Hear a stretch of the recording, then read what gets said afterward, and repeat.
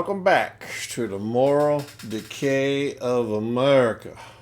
Last night we watched the vice presidential candidate debate, and it was entertaining, to say the least. So I just want to kind of go into a quick State of the Union address here. Some of you may get upset with what I'm going to say, but I don't give a damn.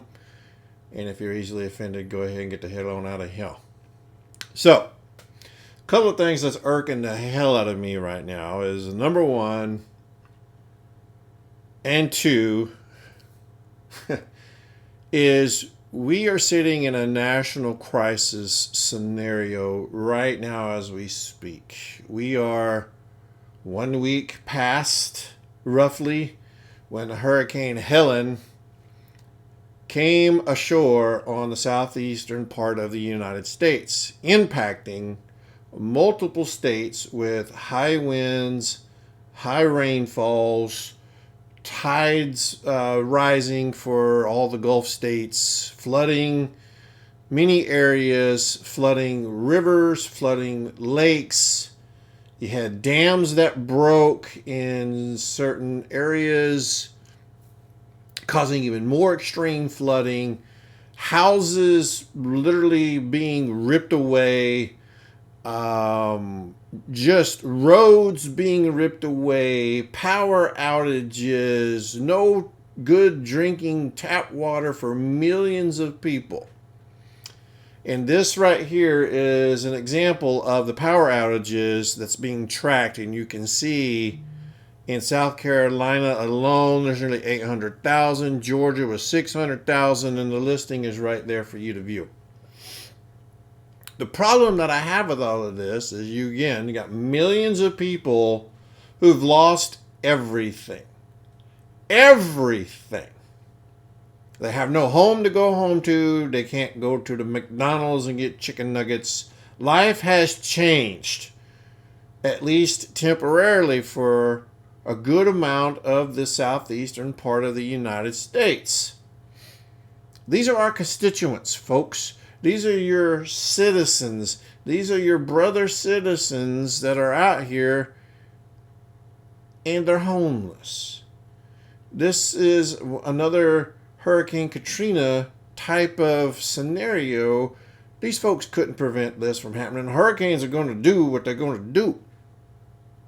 So with that being said, that's number one that's on my shit list. Number two that's on my shit list is, of all things now, at this time, you got these damn port workers on the eastern seaboard, all the way around Florida, and even up into some of the ports of Texas, for crying out loud. Roughly 45,000 of these so-called port workers, union members, going on strike. Now, I don't know about you, but for me, if you're unhappy, I get it. But to go on strike while you've got millions without power and millions that have just lost their home, their businesses, their livelihoods, can't you some bitches wait a couple of weeks, perhaps a couple of months, to help get goods and services restored, some kind of normalcy back to life? I mean, heaven forbid, you greedy son of bitches over there should be willing to help however you can to help get the country restabilized by importing and exporting goods and services into the country and out of the country. But yet you're going to further cripple the entire eastern seaboard because you're unhappy with your pay. Even though there is reports out there that you guys are making tentatively $100,000 to $200,000 to do a menial labor job, and you're not happy with that. Furthermore, there's other reports that the negotiation has been well into your favor, up to and including 50 and maybe even 70% pay increase over the next 5 years guaranteed and you're not happy. Now, I don't know about you once again, but for me, that's called greed. I mean, if you're making $100,000 a year and you need to have that doubled in the next 5 years, I don't know of any place, any job, anything, any kind of employment that's going to guarantee you a 50% pay increase over the next 5 years. Holy hell. So right there, you're saying that $100,000 a year and over the next 5 years, I'm going to be making about 170 because I'm going to get, let's just say, 10% the first year and then 10% of 110, 10% of 120, 130, 140, 150. Well, those 10% keep getting incremental. That puts you back up to about 170 plus $1,000 in the next 5 years. So, what the hell? But more importantly, back to the original part of the conversation, help your countrymen out. Do your job for a little while longer. You've been doing it at your base pay right now. Don't hinder the rest of the country after an unprecedented natural disaster. Again, you've got homes to go home to, you greedy bastards, where these folks over here have lost their home, lost their car, still don't have power, still can't communicate with loved ones.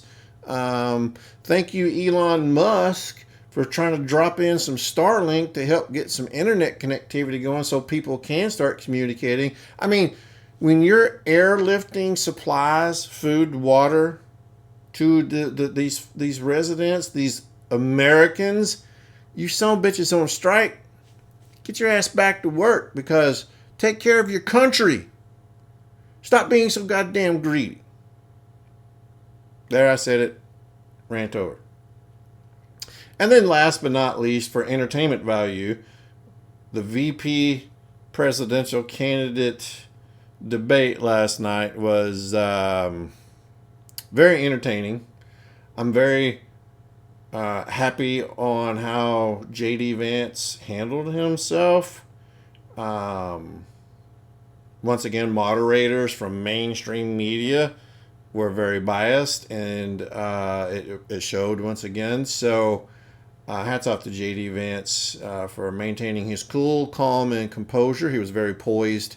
Tim Walz didn't do a bad job, but everybody knew that he was not telling 100% the truth on many parts of his responses. But yet the fact checkers from the moderators, who was not supposed to be fact checking and got called out on it by J.D. Vance, that, hey, you're not following the rules. What about that? And then they cut the mic off.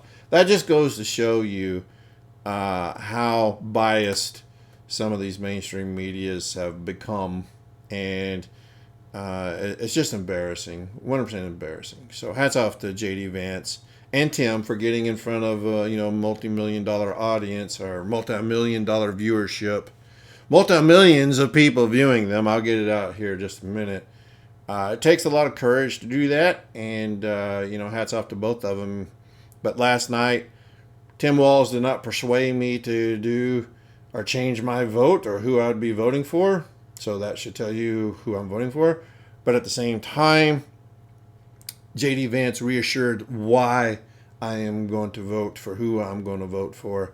And, that's that. So, but people are going to still vote for Kamala Harris here.